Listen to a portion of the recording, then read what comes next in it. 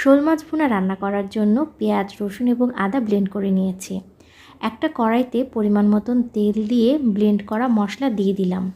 এবারে দিয়ে দিলাম দারচিনি আর একটা তেজপাতা।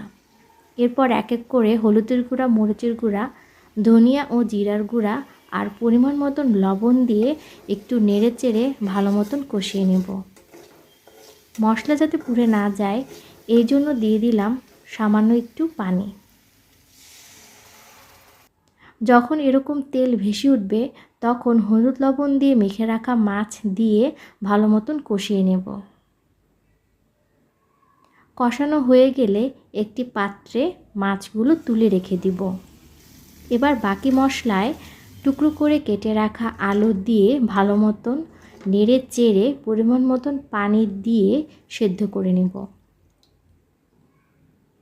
আলু সেদ্ধ হয়ে আসলে তুলে রাখা মাছ দিয়ে কিছুক্ষণ জাল করে নিলেই তৈরি হয়ে যাবে মজাদার শোল মাছ ভুনা।